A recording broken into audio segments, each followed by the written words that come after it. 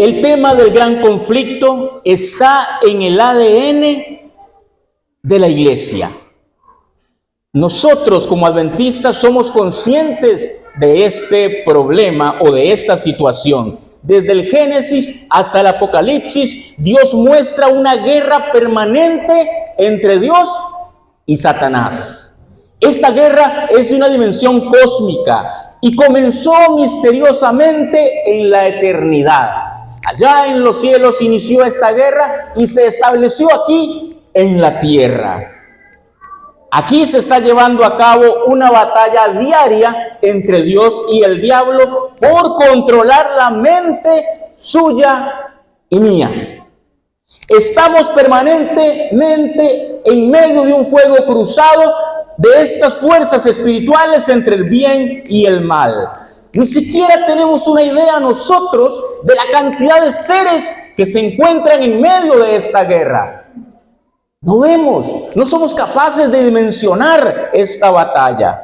Nosotros, como adventistas, cada día definimos a quién nos vamos a aliar.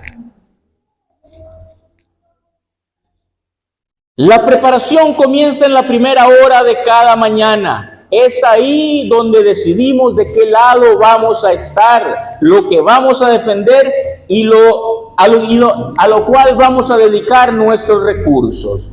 Por eso es que insistimos en levantarnos cada mañana a buscar la presencia del Señor.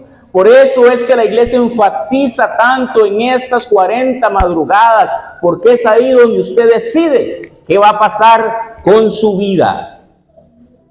Nadie puede ser neutral y no hay excusas porque estamos acostumbrados a justificarnos. Ay, no, hermano, es que me tengo que levantar, me acosté muy tarde, tengo que preparar los niños, voy a llegar tarde al trabajo y cuánta cosa se le puede ocurrir para no buscar la presencia del Señor a las primeras horas del día. Es que apenas tengo tiempo para dormir 4 horas y si me levanto temprano serían 3 horas. Hermano, las excusas no nos van a servir cuando la hora del juicio llegue. Todo lo que hacemos o dejamos de hacer está incluido en este gran conflicto. Lo que pensamos y hacemos determina de qué lado vamos a estar, a quién vamos a adorar. Y todo esto afecta nuestra relación con Dios, afecta nuestra relación conmigo mismo y también con el prójimo. ¿Nos estamos levantando para buscar al Señor? ¿Cuándo, cómo y dónde comenzó el gran conflicto? Como ya mencionamos, empezó en el cielo. Y no podemos explicar en esencia cómo fue que esto ocurrió. Lo que sabemos es que Lucifer, quien era uno de los querubines, había sido creado perfecto, lleno de sabiduría, lleno de gloria, y misteriosamente se convirtió en Satanás, la serpiente antigua y el dragón. Satanás es adversario, acusador. Esa es su primera característica, acusar, ir con el chisme. Eso es la primera característica de Satanás. La segunda es la serpiente antigua. ¿Y qué es lo que hace? Engañar. Esa es la otra parte. Engañar, mentir, inventar. Y la última parte que componen a este ser es el dragón, que es fuerza y naturaleza destructiva. Porque el diablo vino a robar, matar y destruir. Eso es su plan. Eso es lo que él va a hacer. Esto comenzó en el Edén, en el cielo. Y vamos a ver lo que dice Ezequiel 28. Yo voy a leer para ustedes. En Edén, en el huerto de Dios estuviste, y de toda piedra preciosa era tu vestidura. De cornerina, topacio, jaspe, crisol, belirio, onice, zafiro, carbunclo, esmeralda y oro. Los primores de tus tamboriles y flautas estuvieron preparados para ti el día de tu creación. Tú, querubín grande, protector, yo te puse en el santo monte de Dios. Allí estuviste en medio de las piedras de fuego, te paseabas. Perfecto eras en todos tus caminos, desde el día en que fuiste creado hasta que se halló en ti maldad. Se enalteció tu corazón a causa de tu hermosura, corrompiste tu sabiduría a causa de tu esplendor, y yo te arrojaré por tierra, delante de los reyes te pondré para que miren en ti. Isaías 14:12 complementa este pasaje para que podamos entender qué fue lo que pasó con este lucero. Dice: como caíste del cielo, oh lucero, hijo de la mañana, cortado fuiste por tierra, tú que debilitabas a las naciones, tú que decías en tu corazón, subiré al cielo, en lo alto, junto a las estrellas de Dios levantaré mi trono, y en el monte del testimonio me sentaré. A los lados del norte, sobre las alturas de las nubes subiré, y seré semejante al Altísimo. Mas tú derribado eres hasta el Seol, a los lados del abismo. Palabra de Dios. No encontramos explicación en la Biblia acerca de cómo el orgullo y la soberbia invadieron el corazón de Lucifer. ¿Qué fue lo que pasó? Ni cuánto tiempo duró ese proceso para que él desarrollara este plan y lo pusiera en marcha. ¿Qué había? ¿Qué fue lo que lo motivó? ¿Cuáles son los cuestionamientos o lo que pasó por la mente de Lucifer para este conflicto? Eso lo encontramos en la Escritura y son tres que vamos a ver esta mañana. Primero, la rebeldía contra la ley de Dios. Después, el cuestionamiento del carácter de Dios. Y por último, la independencia de Dios. Rebeldía contra la ley de Dios. La Biblia define al pecado como la iniquidad o la transgresión de la ley. Así lo señala Juan, primera de Juan 3:4. Dice: todo aquel que comete pecado infringe también la ley, pues el pecado es infracción de la ley. A partir de este concepto podemos entender claramente el contexto de la rebelión de Lucifer, porque fue en contra de la ley de Dios. No quería hacer lo que Dios le dijo que tenía que hacer. El mismo Cristo, quien estuvo directamente involucrado durante y después del conflicto, nos da una pista de qué fue lo que le pasó a este ser celestial. Recuerde que ya leímos que él era lleno de sabiduría, de inteligencia, de conocimiento. Dice Jesús en 1 Juan 3:8, porque el diablo peca desde el principio. Entonces, ¿qué fue? Rechazó y se resistió a la voluntad de Dios. ¿Y cuál fue el resultado de esto? Fue expulsado del cielo. Cuestionamiento del carácter de Dios al cuestionar la ley. Entonces, Lucifer cuestionó el carácter de Dios. Dice que la ley es la transcripción del carácter de Dios. Dice la hermana White que la ley es la gran norma de justicia y representa el carácter de Dios. Es la prueba de nuestra lealtad hacia su gobierno y se nos revela en toda su belleza y excelencia en la vida de Cristo. Satanás, con mentiras y falsas acusaciones, cuestionó abiertamente el carácter del Padre. Y Cristo lo desenmascaró nuevamente, revelando la manera falsa y mentirosa en que actuó y todavía actúa el dragón. Jesús menciona en Juan 8:44, Él ha sido homicida desde el principio y no ha permanecido en la verdad, porque no hay verdad en él. Cuando habla mentira, de suyo habla, porque es mentiroso y padre de mentira. El tercer punto es independencia de Dios. Estos dos cuestionamientos conducen a la independencia de Dios. Fue eso lo que Satanás inculcó en la mente de los seguidores allá en el ambiente celestial. Esa fue la causa de la rebelión, el deseo y la tentativa de ser independiente de Dios. Esos son los pecados fundamentales de las criaturas que constituyen una rebelión al gobierno divino. Querer independizarse de Dios es no querer depender de Dios. ¿Y por qué independizarse de Dios si Dios solo tiene pensamientos de bien para nosotros? ¿Por qué no querer seguir la voluntad de Dios si Él solo tiene cosas buenas para nosotros? Si lo que nos ofrece es salvación y vida eterna, ¿por qué no hacer la voluntad de Dios? Él quería ser Dios.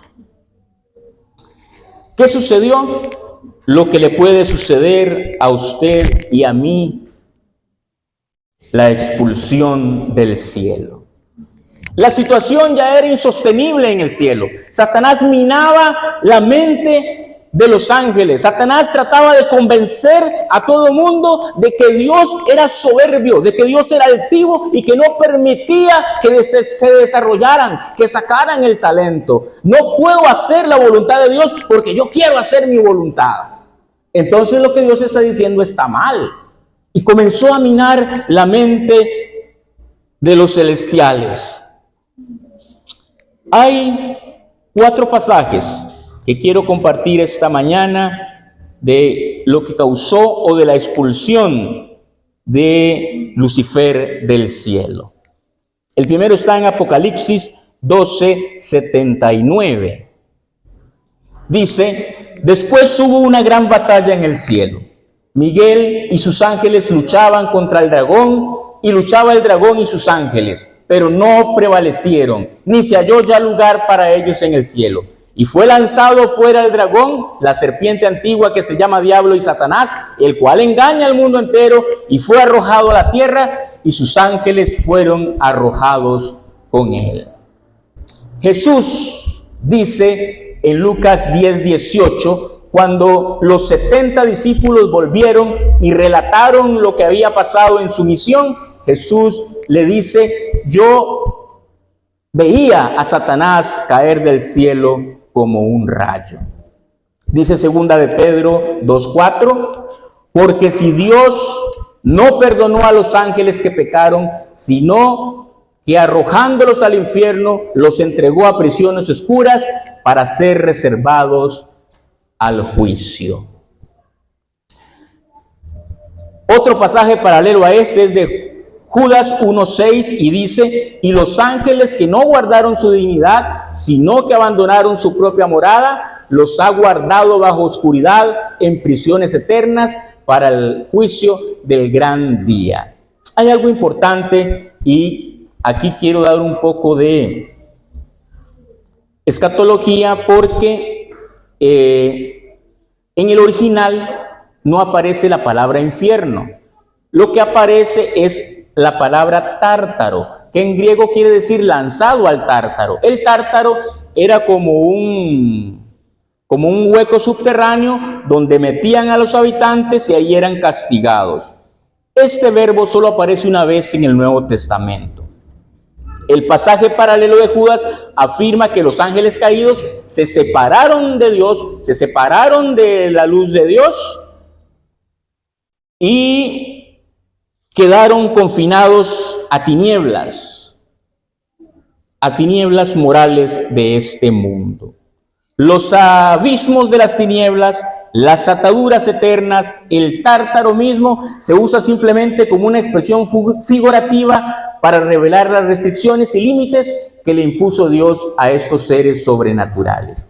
Imagínense que sin esa restricción, sin esas prisiones, los ángeles hubieran destruido la humanidad, hubieran destruido la naturaleza, hubieran destruido el mundo, porque son poderosos, porque tienen poder, porque son seres sobrenaturales. Pero el plan de Dios es otro. El plan de Dios es de redención y de salvación. Por eso fueron atados. Y hay algunos que están encadenados y serán liberados cuando llegue su tiempo. ¿Para qué? Para destruir la tercera parte de la tierra dice la Escritura. El reino de la maldad en la tierra. Entonces fue arrojado a la tierra. Dice el espíritu de profecía que Lucifer llevó el mensaje a otros mundos que no habían caído y no tuvo éxito. Entonces invirtió su tiempo aquí en la tierra y con astucia y engaños derrotó a Adán y Eva. De este modo se instaló un imperio de tinieblas en la tierra. El mundo estaba arruinado. La imagen de Dios fue anulada de las criaturas, pero Dios siempre tiene el control. Cuando la noche es más oscura, cuando su problema es grande, cuando la situación está difícil, yo le aseguro que pronto llega la mañana gloriosa. Y pronto vamos a ver la victoria del Cordero. Y pronto vamos a ver la justicia de Dios manifiesta. Y eso sucedió. Ocurrió el diluvio. Y la posibilidad de un nuevo comienzo. Una nueva oportunidad para el hombre. ¿Pero qué pasó? Los habitantes de la tierra nuevamente se corrompieron. Nuevamente sucumbimos al pecado y el enemigo volvió a agarrar terreno.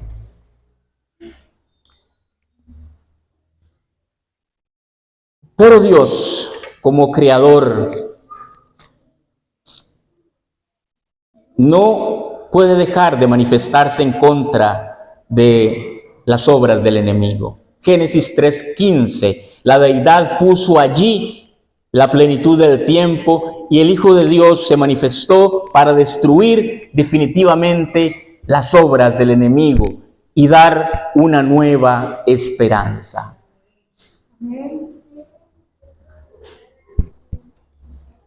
¿Cómo vencer al dragón?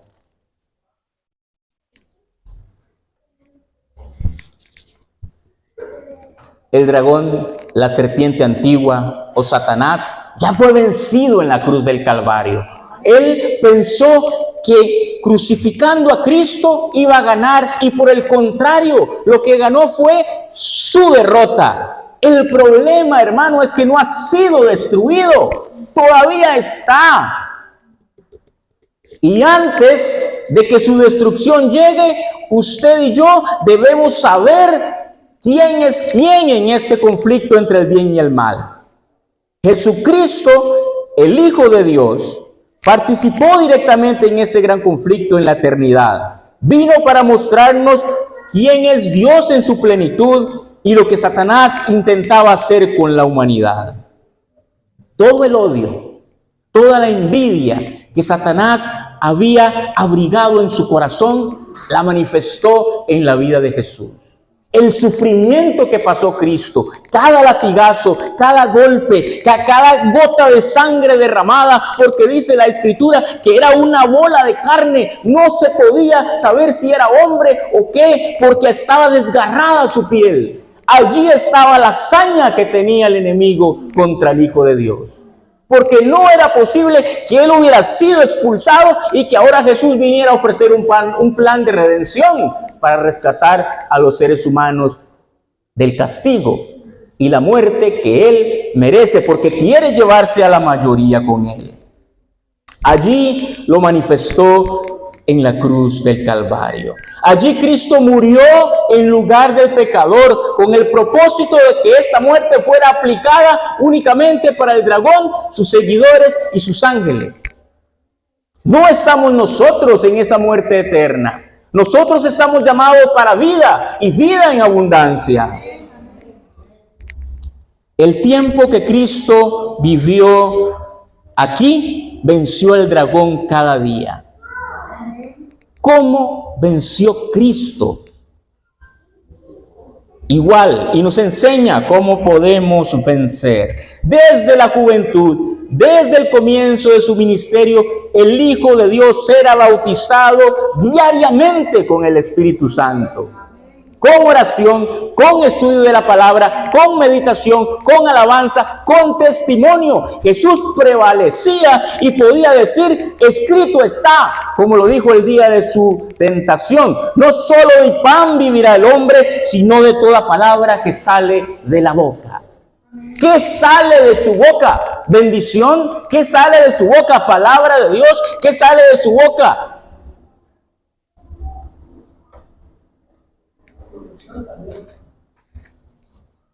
Cristo venció a Satanás en todas las tentaciones a las cuales fue sometido. Él no cometió pecado.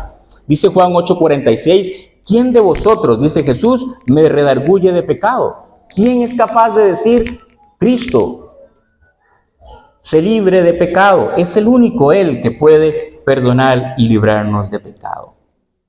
Satanás, en todas sus embestidas contra el Cordero, ahora se vuelve a los hijos de Dios. Porque no pudo con Cristo, pero con nosotros, mire, zarandeados. Dice Apocalipsis 12:17, entonces el dragón se llenó de ira contra la mujer y se fue a hacer la guerra contra el resto de la descendencia de ella, los que guardan los mandamientos de Dios y tienen el testimonio de Jesucristo. ¿Hay de esos aquí? Amén. Nosotros somos los que guardamos los mandamientos de Dios y el testimonio de Jesucristo. Somos la iglesia remanente. Pero ¿sabe cuál es el problema, mi hermano? Que Satanás se va a ensañar con nosotros porque Él no quiere que nadie se salve. Él quiere que todos se pierdan. Dice Pedro 5:8 que Satanás anda como león rugiente buscando a quien devorar. No sea usted carne de león. Nuestra lucha no es contra carne ni sangre, dice Pablo, sino contra principados, contra potestades de maldad en las regiones celestes. Somos asaltados diariamente con ansiedades, con dudas acerca del futuro y diversas otras maneras. Solamente Cristo, por medio de su palabra, puede neutralizar las fuerzas del mal. Dice Romanos 8:37, ante todas estas cosas somos más que vencedores por medio de aquel que nos amó. Y es que Satanás va a ponerte tentaciones, problemas, pecados, enfermedades, y Cristo te pone la otra contraparte, que es salud, bendición y vida eterna. Nosotros somos los que elegimos. Nosotros somos los que ganamos esta batalla. Pero ¿por qué seguimos derrotados? ¿Por qué seguimos enfermos? ¿Por qué seguimos arrastrando cadenas? ¿Por qué seguimos dejando que el diablo haga lo que nos dé la gana con nosotros? ¿Por qué? Porque no hacemos lo que el Salvador nos ordena. Buscad primeramente el reino de Dios y su justicia.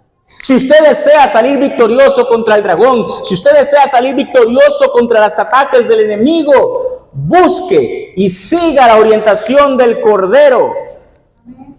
Solo en Cristo hay victoria, solo en Cristo hay respuesta. El respeto o la falta de respeto hacia la ley moral de Dios, el cuestionamiento de su carácter y el querer ser independiente de Dios es lo que arrastra al ser humano. Y hasta el día de hoy, cada día continúa siendo un factor determinante en este conflicto cósmico. Dice Jesucristo, el que no es conmigo, contra mí es. Hermano, los tiempos finales los estamos viviendo. Y cada día tienes que elegir a quién vas a servir. Y cada día tienes que saber de qué lado estás. No hay términos medios. No hay voy a ver qué pasa. O eres de Cristo o eres del enemigo. Pero no puedo quedarme allí esperando a ver qué pasa. Porque si estás en medio, eres del enemigo. Por cuanto no eres frío ni caliente. No hay intermitencias. Es tiempo de que busquemos al Señor de corazón, porque los tiempos se han acortado, porque su venida está cerca. Y si no comenzamos a activar nuestra fe, si no comenzamos a activar nuestro verdadero renacimiento, nuestra verdadera fe cristiana, nos vamos a quedar. No vamos a ser levantados con Él, nos vamos a quedar. Dice el espíritu de profecía que de 20, uno se salva. Hay que cambiar esa estadística. Hay que tirar por el suelo esa estadística y decir: yo soy de los que se salvan, y el que está a la par mío también, y el que está al otro lado también se salva, porque Él vino a restaurarme, porque Él vino a redimirme, y Él vino a salvarme, y su sangre no cayó en vano. Su sangre no cayó en vano, porque esta iglesia se va con Cristo toda la iglesia va a estar con Él, alabándole y adorándole. Usted y yo somos los únicos que podemos cambiar esa estadística. Usted y yo somos los únicos que podemos decir: yo me voy con Cristo.